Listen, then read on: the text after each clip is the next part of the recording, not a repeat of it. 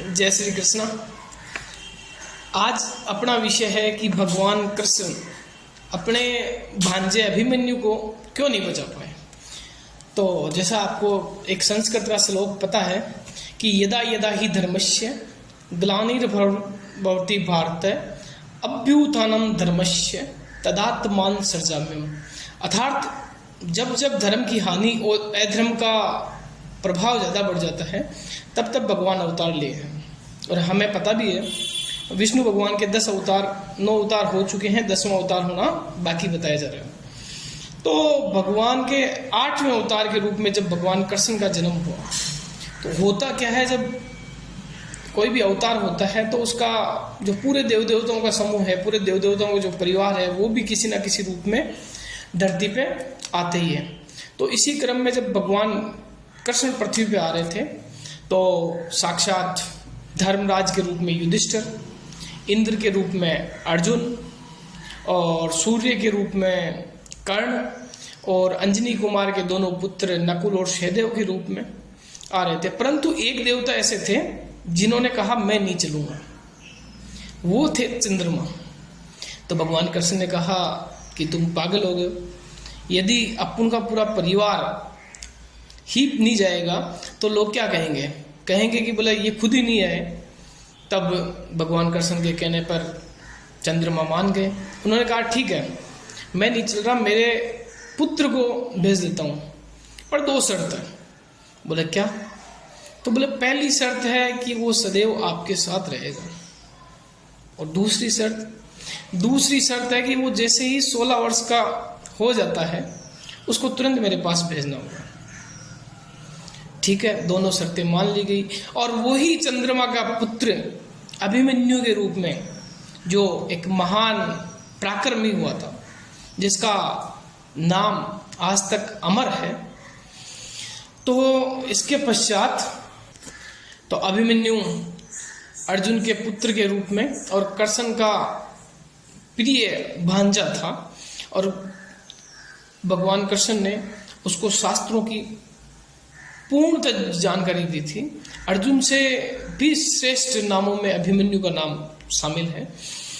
एक बार महाभारत के समय बड़ी रणनीति के साथ में अर्जुन को वर्तमान में जो अलवर प्रदेश है उस तरफ अर्थात विराट नगर की तरफ राजा विराट के वहां भेज दिया, ताकि वह सूर्य अस्त से पहले महाभारत के जो मैदान तक नहीं पहुंच पाए।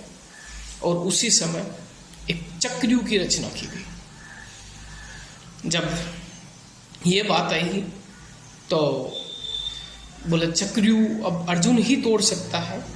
तब अभिमन्यु ने अपने ताऊजी युधिष्ठिर से कहा कि बोले मैं इस चक्रव्यूह को तोड़ सकता हूँ, मैं इसमें प्रवेश कर सकता हूँ। तो युधिष्ठिर ने कहा जब प्रवेश कर सकता है तो निकल भी सकता है। तब अभिमन्यु कहता है नहीं, मुझे तोड़ना आता है, क्योंकि जब मैं गर्भ में था तब पिताजी माताजी को इस अभिमन्यु कहता है युधिष्ठिर से कि जब मैं गर्भ में था तब मेरे पिताजी मेरी माता को इस चक्रव्यूह के बारे में समझा रहे थे।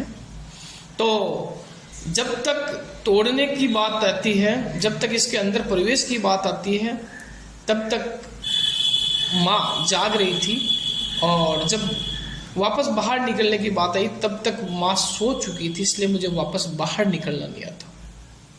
तब बाकी ये पांडव कहते हैं कि बोला कोई नहीं, हम बाहर निकाल लेंगे। जहाँ जिन पांडवों में भीम जैसा बाहुबलधारी हो, तो उन्होंने कहा कि बोला कोई नहीं, हम बाहर निकाल लेंगे। इसी क्रम में जब अभिमन्यु युद्ध क्षेत्र में जा रहा था तो सभी ने कहा, सभी से ने आशीर्वाद दिया कि आप विजयी हो, आप अमर रहे, आप दीर्घायु हो। परंतु एकमात्र कृष्ण थे, उन्होंने कहा यशस्वी भव।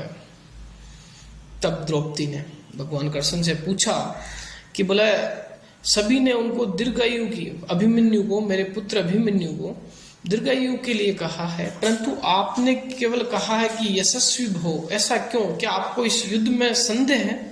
तब भगवान कृष्ण कहता है कि नहीं, मेरे को इस युद्ध में संदेह नहीं है, परंतु मुझे ये नहीं पता कि इस युद्ध का परिणाम क्या होगा। पर मुझे ये पता है कि अभिमन्यु इस युद्ध में इस प्रकार का पराक्रम दिखाएगा कि उसकी कीर्ति को हमेशा याद किया जरूर जाएगा।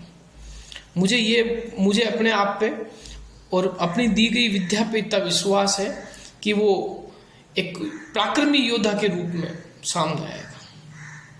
इस प्रकार अभिमन्यु इस युद्ध क्षेत्र में चक्रव्यूह में प्रवेश करता है। पांडवों की सेना और पांडव उस चक्रव्यूह के दूसरे चक्र से अंदर नहीं जा पाते हैं और अभिमन्यु बड़ा भयंकर वाला युद्ध करते हुए, पराक्रम दिखाते हुए वीर गति को प्राप्त हो जाता है। तो ये चंद्रमा के पुत्र के रूप में केवल 16 वर्षों के लिए यह आया था, तो भगवान कृष्ण भी उसको नहीं बचा पाए। धन्यवाद। जय श्री कृष्ण।